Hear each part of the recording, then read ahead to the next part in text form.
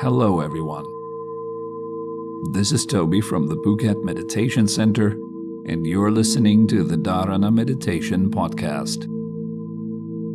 Let's sit together, calm the busy mind, and explore topics concerning character development, meditative training, and deeper self-knowledge.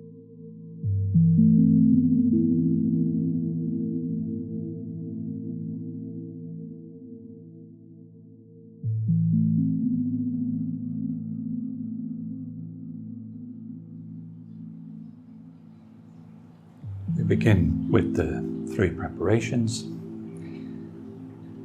First of all, the posture, sitting upright. The head is suspended from above. The body is relaxed at ease.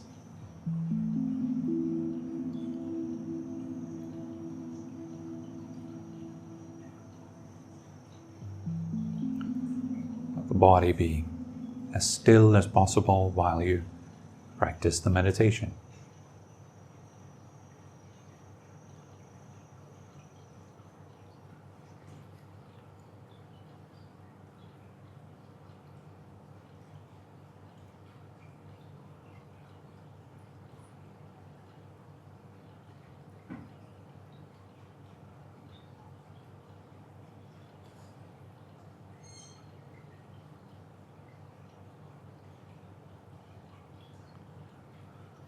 Secondly, the breath.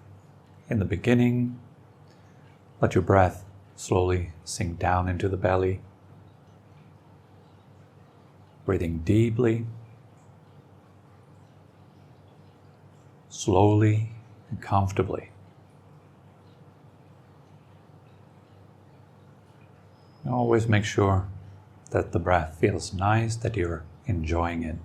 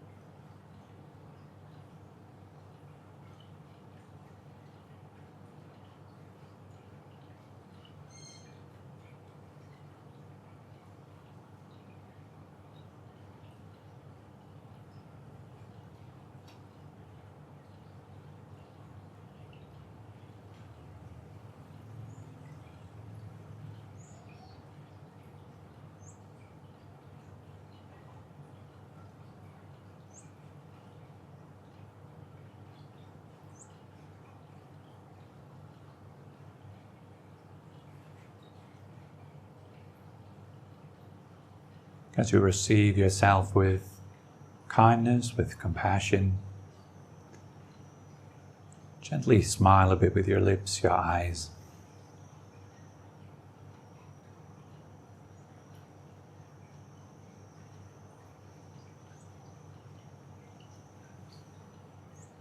Give yourself some space to be just as you are.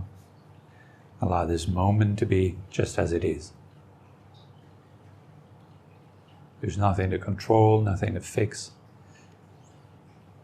nothing to dominate.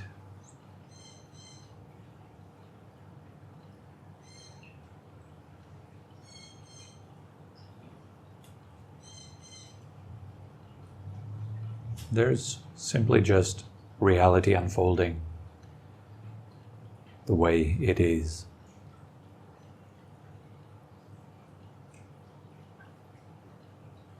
And giving space to that process is kind.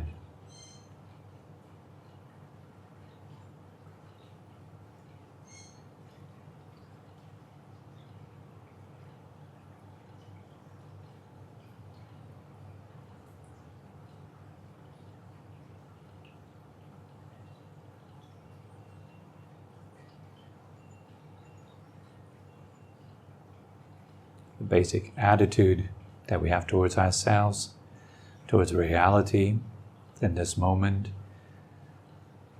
is one of goodwill. May I be truly happy and at ease.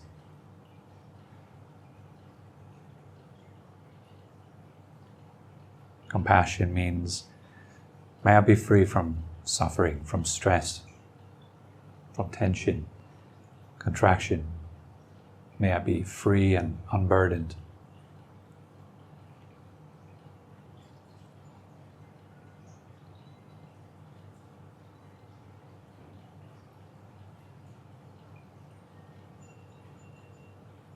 And only if you approach yourself in this moment with this attitude can you afford to be sincere, truthful, honest with yourself.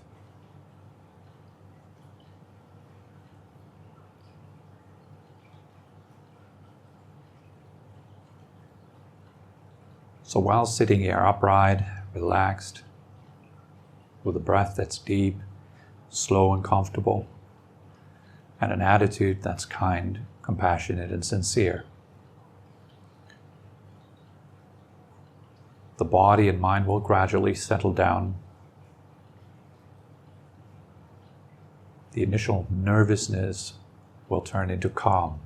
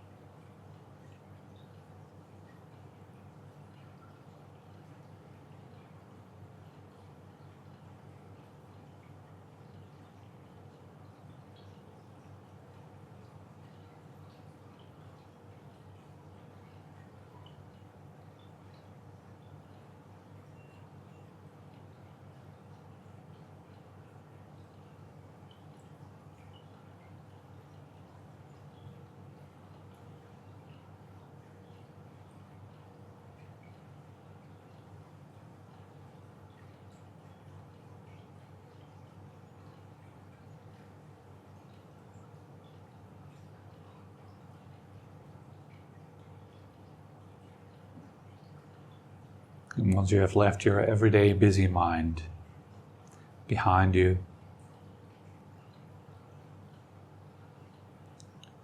you can come into the first stage of the training, settling the body. Breathing in, feeling your legs.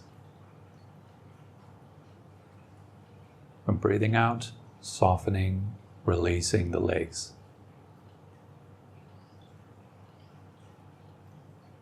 During the in-breath, you want to fill your legs with consciousness. And during the out-breath, releasing all the little knots of tension, the obstructions. Allow everything to become soft, relaxed, and pleasant.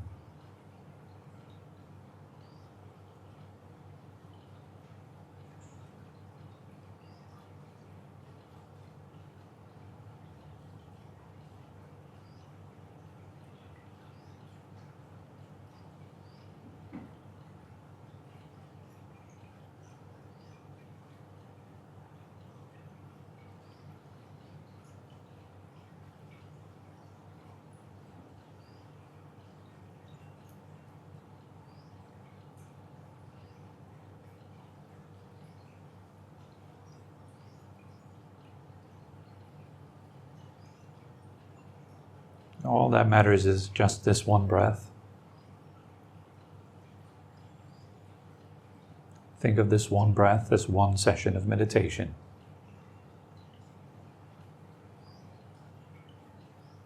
Starting over with each breath.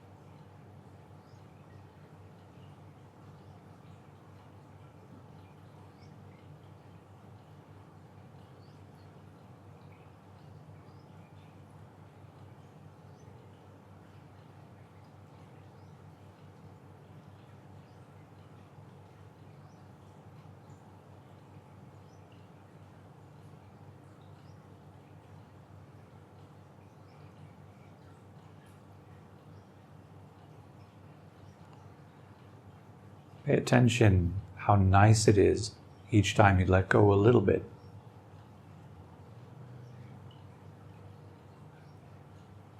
It's really important to notice where things get a little bit better, a little bit more pleasant, more relaxing.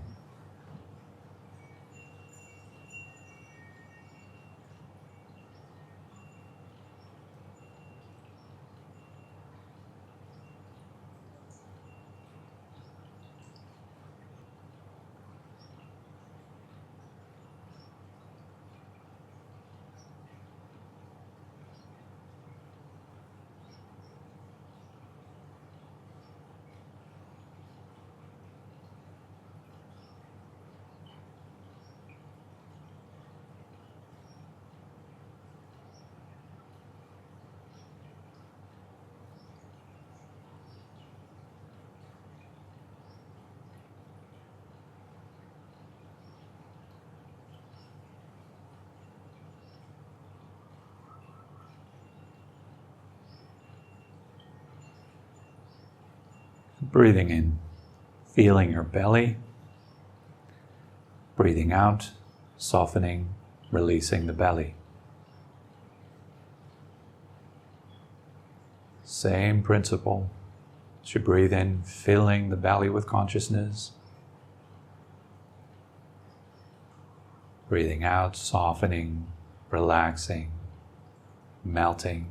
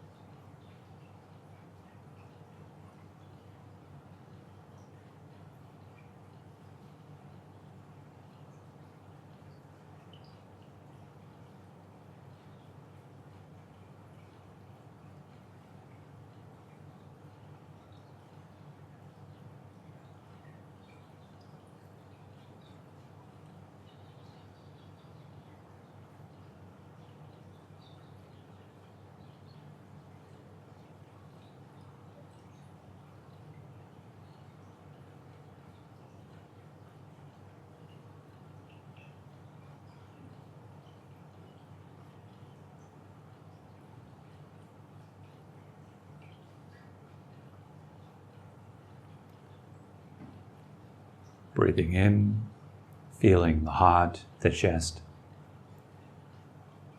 Breathing out, softening, releasing heart and chest.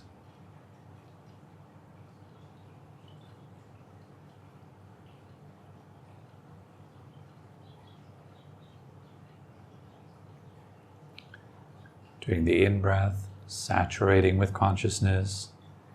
Doing the out-breath, dissolving, releasing, finding space, comfort, pleasure.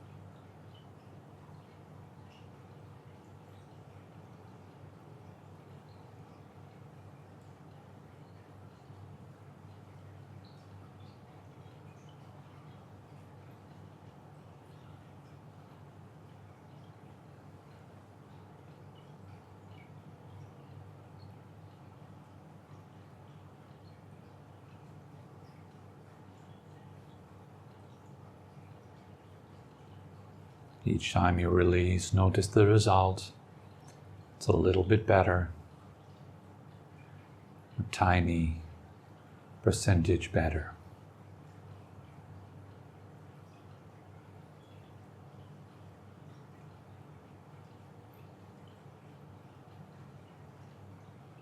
That's good, means you're on track.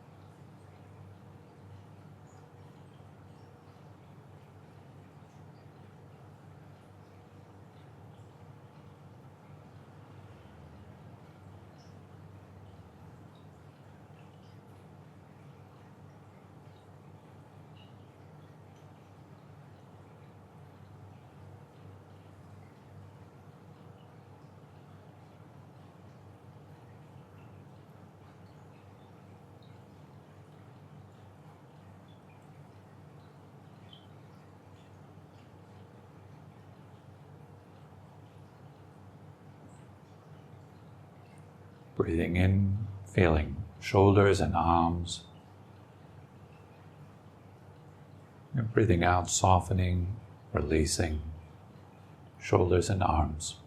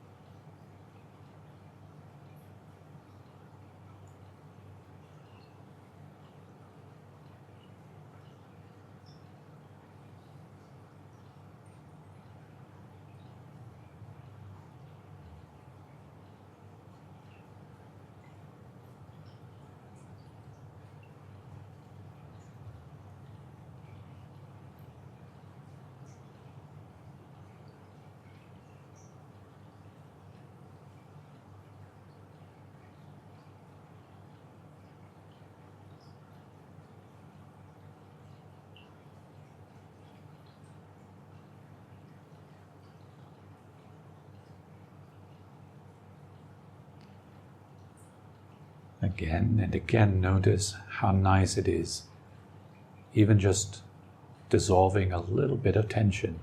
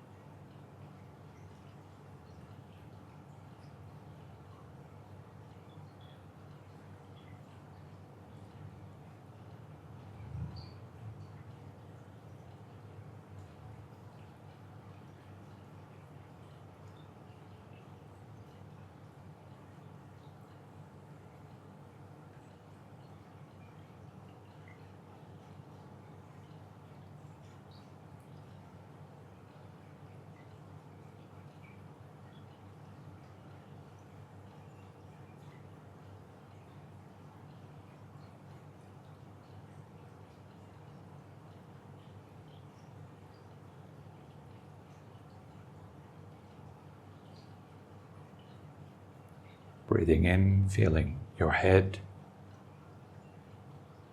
And breathing out, softening, releasing the head.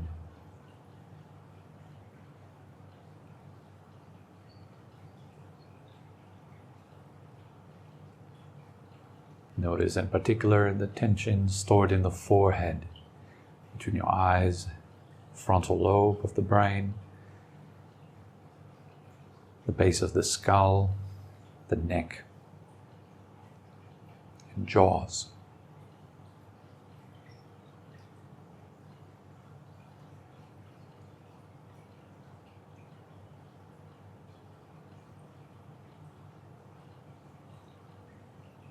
A little bit more soft with each out breath, a little bit more spacious.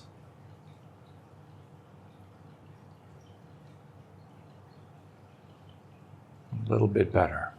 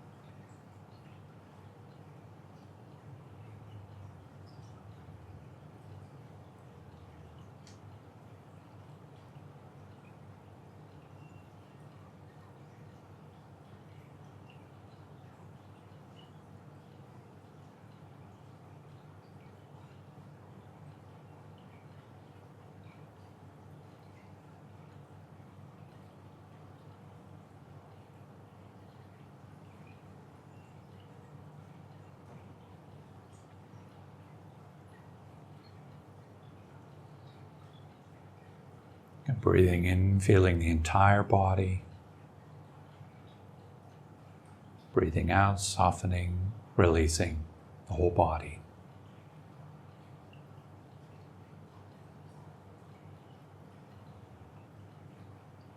Just keeping your consciousness nice and expanded through the entire body, saturating every living cell.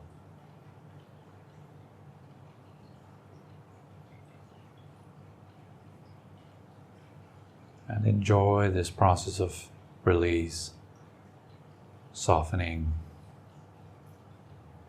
the evaporation of tension.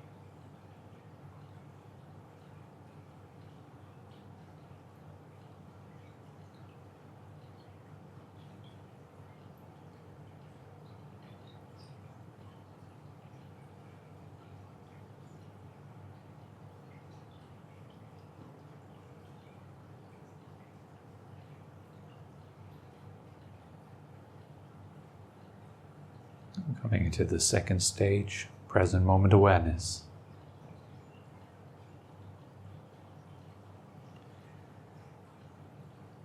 There's nothing other to do than simply to see what is happening while it is happening.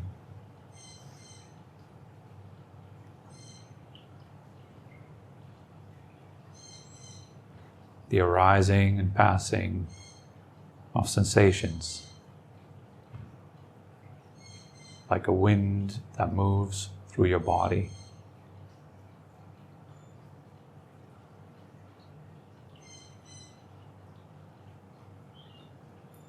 The arising and passing of sound.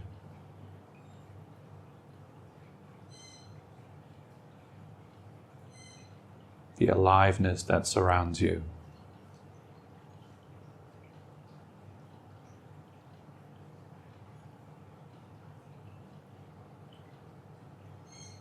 The arising and passing of thought, words and images, coming and going.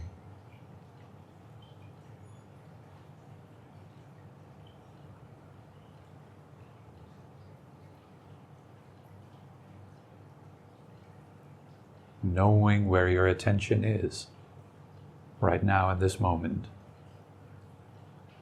Is it with a feeling, with a sound, with a thought?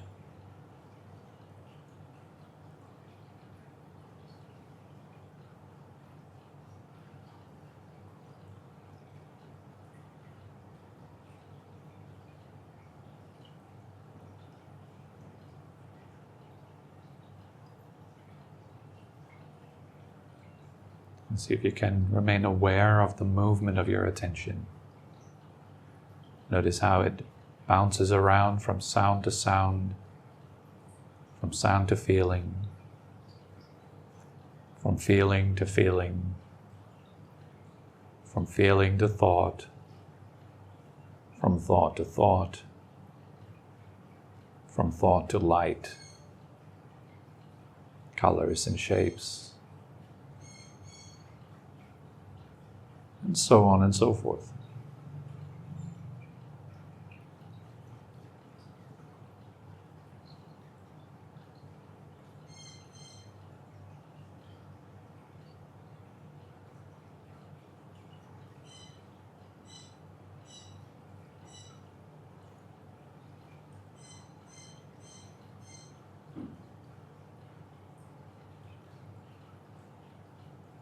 It is interesting also to notice that your attention moves without any effort, simply following its nature.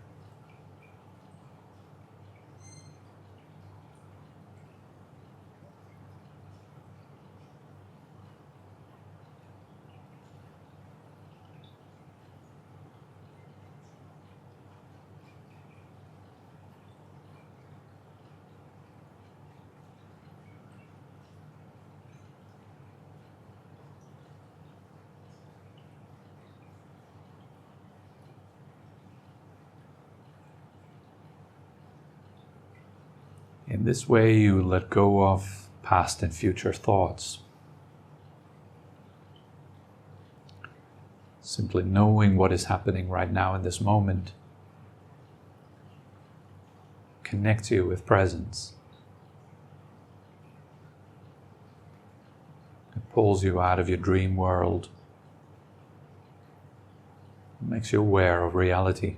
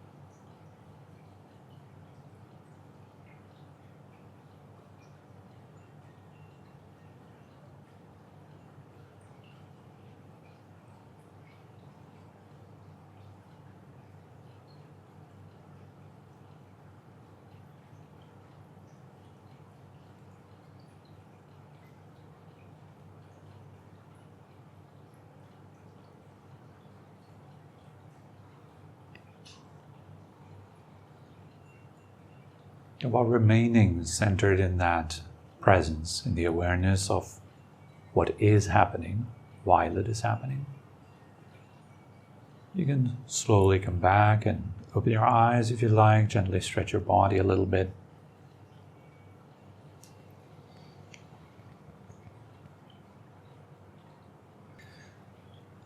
That while you're stretching, while you're opening the body, after a meditation session, try to remain relaxed and open while you're stretching. So not squeezing your face like, this hurts. But perhaps gently smiling, staying released. No forcing, no pushing, just releasing into the stretch.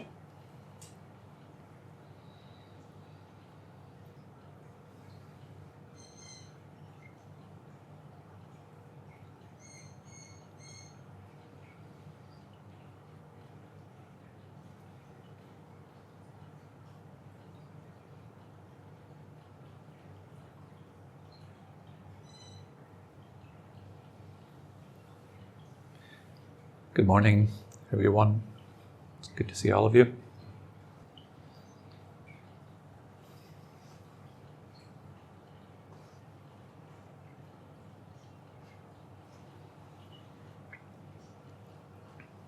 Let's revisit the 3 preparations.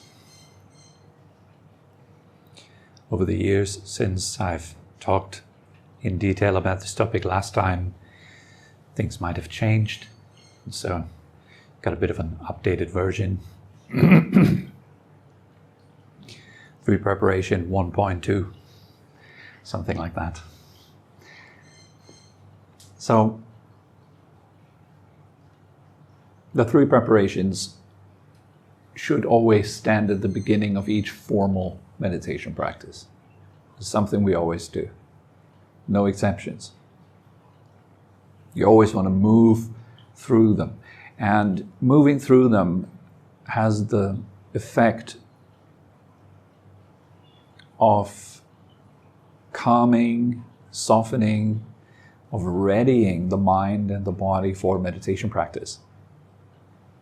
I always compare them a bit to a landing strip.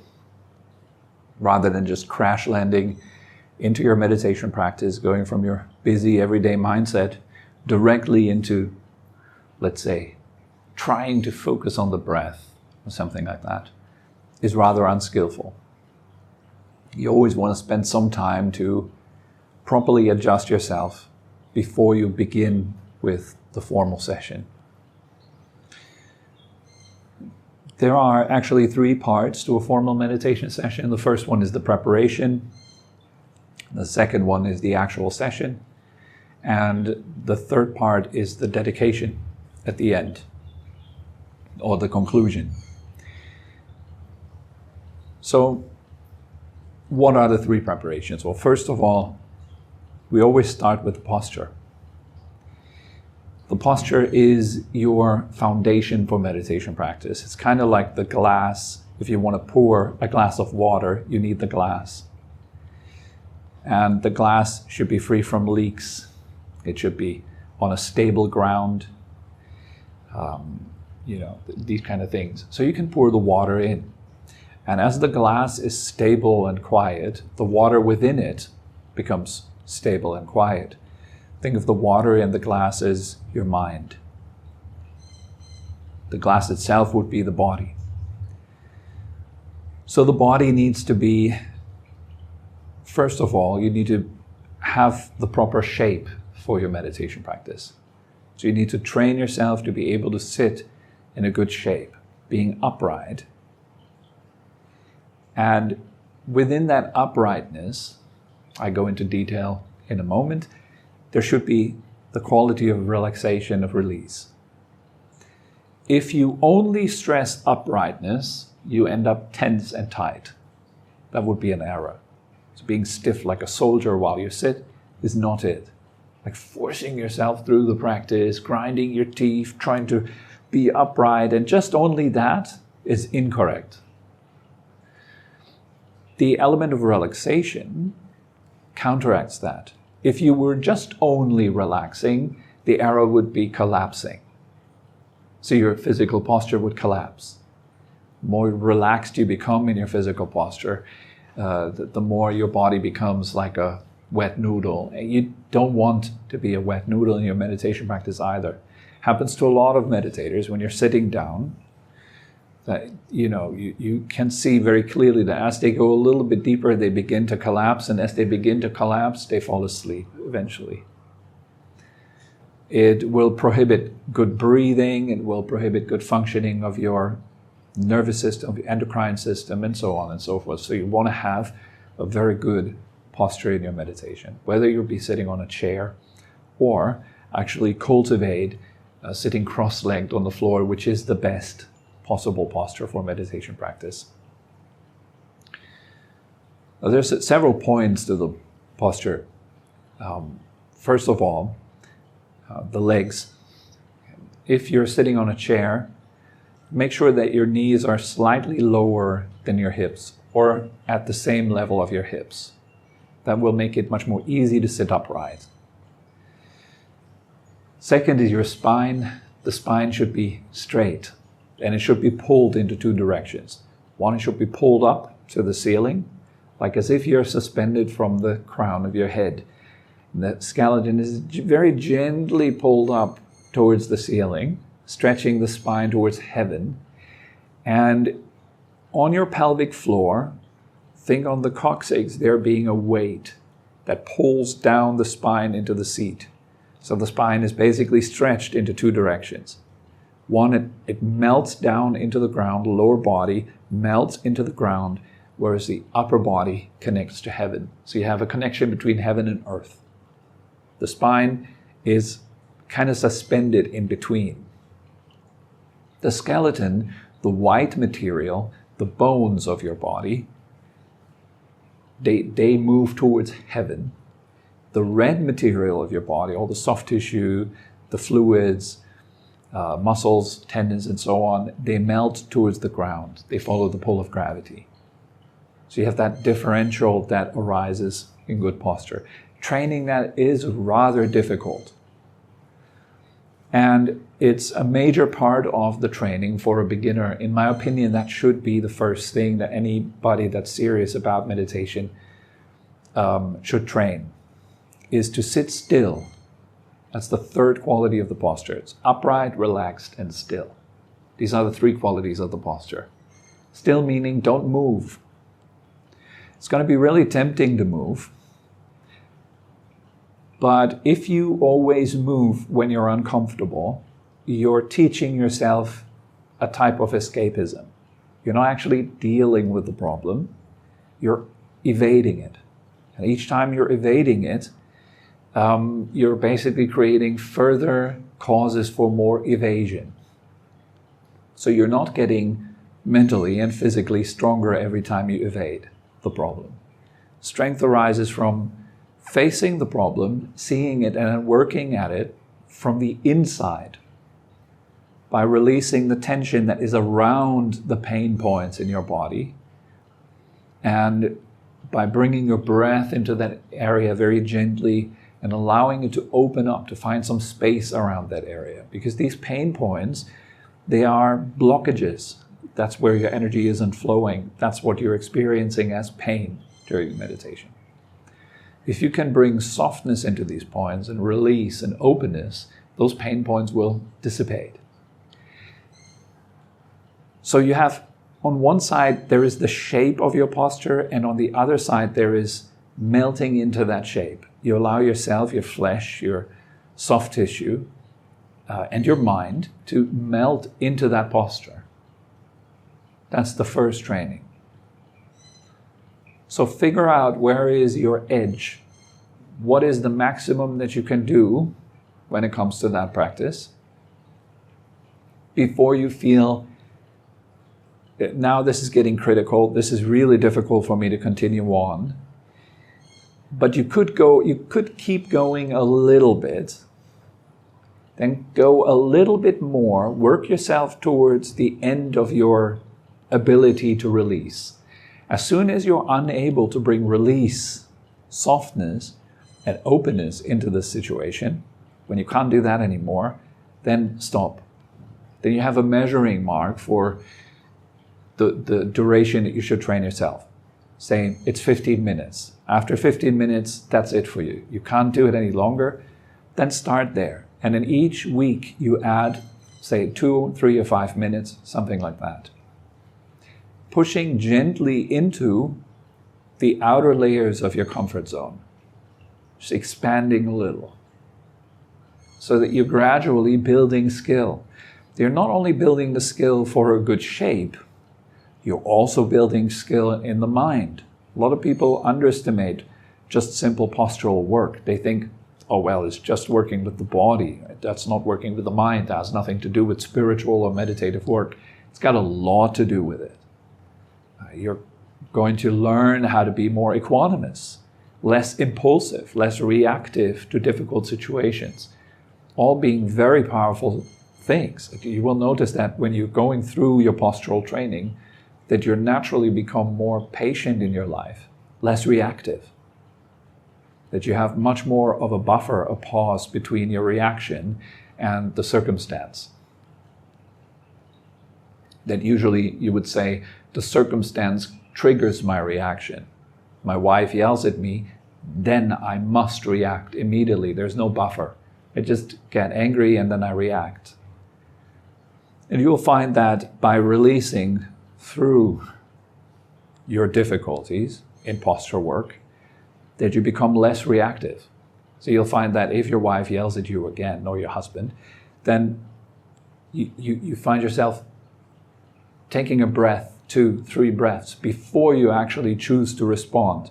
And then you have a bit of a choice. How do I want to respond? And you're much more able to remain relaxed through it.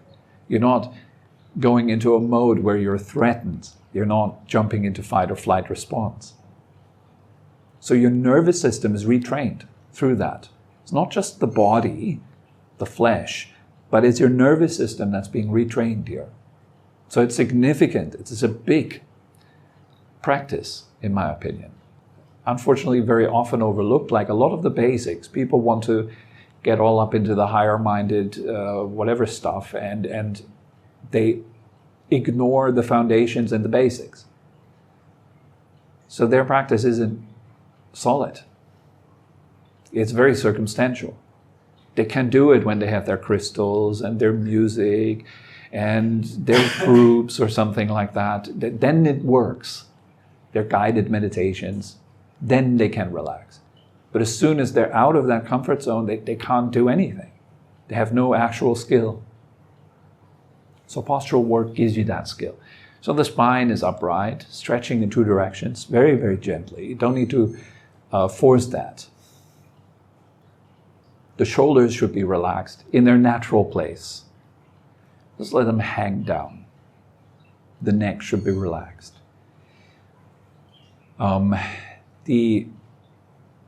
Here's a really important one. The neck, the basis of your skull should be open. So that kind of vulture neck, avoid that. Instead, gently tuck your chin so the back of your neck becomes open. Think of your spine as like a garden hose. And if there's kinks in the garden hose, the water doesn't flow properly. So you want to avoid, especially the kinking in the upper part of your spine, where your body connects to the central nervous system, to the head, to the brain. So in order to keep the blood vessels and the nervous system open in that area, so your brain is well nourished with nutrients and so on, you want to have that little kink in the front by pushing your chin in very gently and opening your head, your neck, base of your skull very gently. Don't force that. No pushing again. Just a very gentle movement into that direction. On the front side, that kink, like tucking in your chin a little bit, locks an energetic channel where the heat would rise up as you're meditating. So you're building energy during meditation. Everything starts to accumulate in your body. By nature, when energy builds up and your body isn't very open, it creates friction, therefore it creates heat. sensation of heat as you sit. And that heat wants to go up, like normal physics, right? So when there is a heat, then it moves up. And when the heat moves up and into your head, that's not good. You don't want that. It will dry out your eyes, which is incredibly unpleasant, and it will make you swallow a whole lot. Yes, there is some phenomenon that a lot of meditators go through, which is an increased need to swallowing, especially when their meditation gets somewhere and they're getting good and they start to build energy. They feel like they have to swallow a lot. There's a lot of buildup of saliva in the body. If you have that, a little chin tuck goes a long way of preventing the heat to go up into your head. Yes. So the energy shouldn't prematurely rise into the upper centers of the body. It should be, first of all, very firmly grounded in the lower centers of the body. So that your whole personality is kind of grounded. You're not spaced out. Happens a lot to people who have a lot of accumulation of energy in the upper centers without having a good foundation, a good groundedness. They will be very spaced out. Your typical hippie type. Yeah, often people that like to go to these Goa festivals and take a massive amount of mushrooms and that kind of stuff. Yeah, like wanting to space out. Very attracted to things like light, visualization, sound, that kind of stuff. You're very out there in the realm of frequency and vibration and space and light without being properly grounded, unhealthy, imbalanced. So not a good balanced development. In order to move up into the higher regions, you need to be anchored to an extent. It's very important. Furthermore, your eyes can remain half open and they can be closed. That's depends on what you like. Some people like meditating with their eyes half open. It would usually increase distraction for a lot of us because there is an input of light and visual distraction. The benefit would be that because of the influx of light, you remain a bit more awake, a bit more, the consciousness is a bit more clear, something like that.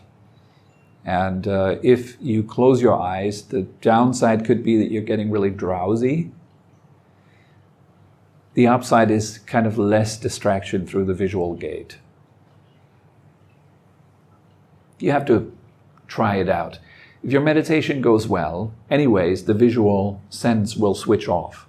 You won't be seeing, even your eyes will be open, but you don't see anything with them. There's just blackness. There is no visual input.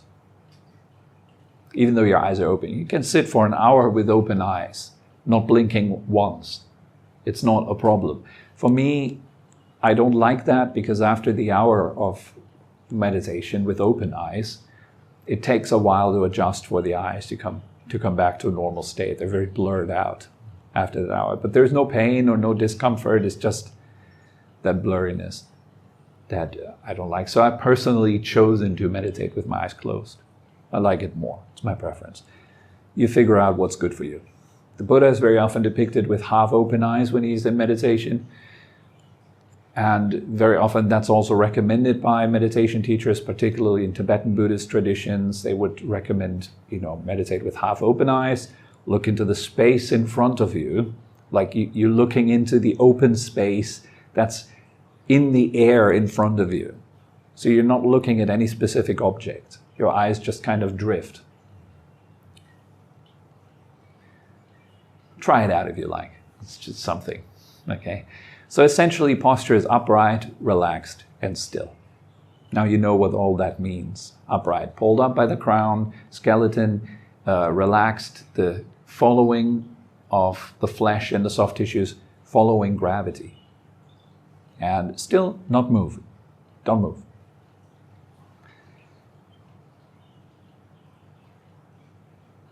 Second preparation is your breathing. The breathing too has 3 qualities. First of all, it should be deep. Deep does not mean the typical thing that comes to your mind when I say take a deep breath. Now you have something that comes into your mind, which is something like, right? That's the deep breath that's in most people's minds. That's not what this is about. Deep breathing here means that your breath should sink into the belly and deeper, the lower abdomen, even the pelvic floor. Just having a very settled, relaxed breath. That's deep breathing. Also, second quality of the breath is comfortable. It should always be comfortable. So don't force your deep breathing. It should happen naturally through you relaxing. Okay, then the breath drops down. If you start forcing in any which way, your breath becomes uncomfortable. This is very common. A lot of people complain and say, well, it's really uncomfortable breathing deeply. I can't really breathe. I can't get my breath down there. That's because you're trying to get it down there. It's very forcey. Don't get it down there. You're not commandeering your breath around. You allow it to drop. Let it follow its own nature. For that, you have to figure out the causes of it dropping.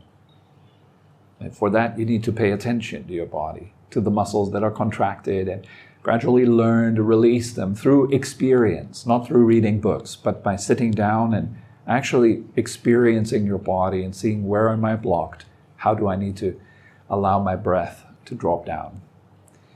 So comfort is really important. Slow is the third quality. Breathe slowly. This means particularly your out-breath should be slightly slower than the in-breath. This is for the 3 preparations only.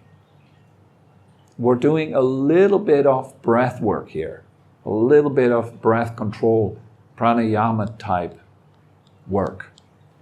So you do exercise a little bit of control within the confines of comfort. You don't want to ever leave that boundary of comfort. So comfort is the first condition really. And within that comfortable condition, it should be deep and slow. The reason why the out-breath should be a little bit slower is because that lowers your heart rate and lowers your breathing rate and lowers your overall stress response. It down-regulates the stress response. There's science on that. I'm not very well versed on that science, but I'm sure you can read up on it. I think Huberman was talking a lot about it, like breathing regulation and how that impacts the heart rate and oxygen intake and all that. So there is science if you're interested in it, but it's kind of, you don't need the science.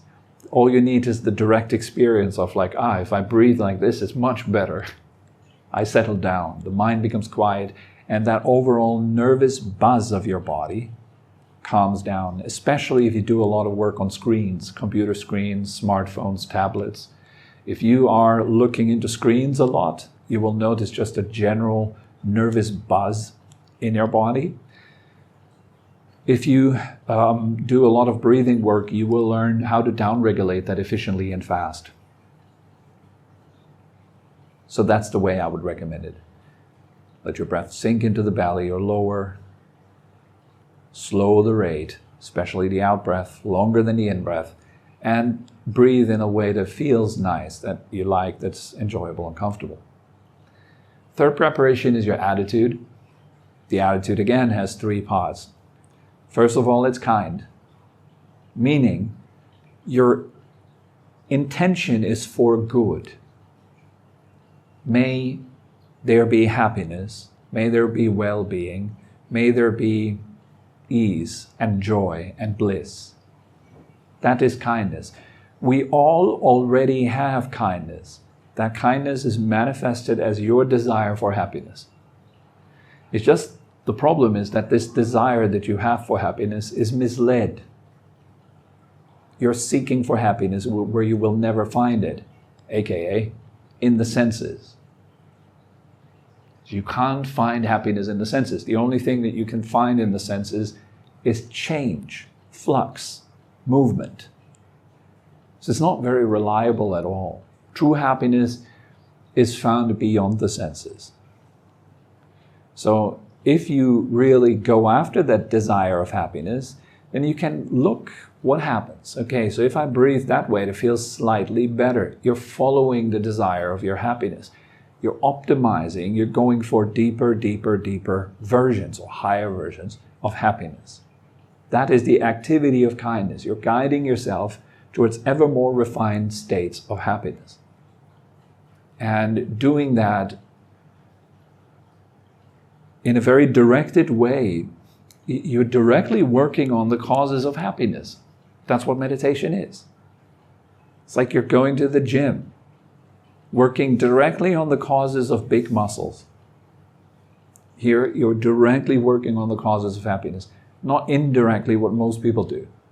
For most people, happiness is more or less accidental. It's something that happens to them if they're, quote, lucky.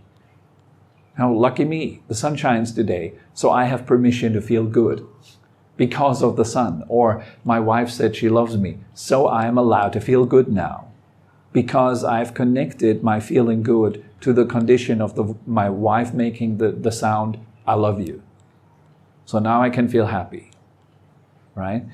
That's dependency, slavery. If you want to go for true happiness, it's always coming from freedom. The more unbound, the more independent you are, the happier you will be. And that happiness is solid. It's not dependent on circumstances. So you have it no matter what's going on around you. That's something really good to cultivate directly. That's what we do with spiritual practice. It's the whole point of it. All right. So kindness is the first, compassion is the second. It's very similar to kindness. But the wish is for suffering to cease. May you be free from suffering. May you be at peace. May you be unbothered, unburdened. May you be free. That is the wish of compassion. So while kindness wishes for good, compassion wishes for the end of tension. They go hand in hand. They're just a slightly different perspective, but essentially accomplishing the same thing. The way I define happiness is the absence of suffering. To the extent that suffering is absent, to that extent you will feel happy. That's the formula. So kindness aims for happiness, and compassion aims for the end of suffering, which is essentially the same. But the quality of compassion is also that it is empathetic, it is understanding of your own predicament. You sit there in your meditation and you're having a hard time, it's difficult to relax, it's difficult to release. So you're not giving yourself on top of that more of a hard time. You're actually understanding, wow, I'm suffering so much. May I be free from this suffering. So your whole attitude towards yourself becomes very soft, very gentle, kind, compassionate, and so on. So kindness, compassion, and sincerity. Sincerity is something you can only afford in the presence of love. If you know you won't be rejected, you can be incredibly honest. If you know there is a risk that you might be rejected, you cannot afford honesty. People only lie when they're afraid. They're afraid of being an outcast, they're afraid of being judged, they're afraid of being hated. So they falsify their appearance towards others for the sake of maintaining love and connection with others. That's the purpose of lying. And obviously it's a highly unskillful thing to do, to lie, to falsify yourself. You're sacrificing truth the highest. You're sacrificing truth for the sake of being accepted and liked. It's a very bad deal. The only way that you can therefore approach truth is if you are standing firmly on the ground of love and compassion. If you don't, you have a lot to lose. So you, in a way, have to lie so you're not going to be, exercised. What's that? No, not exercised. You're going to be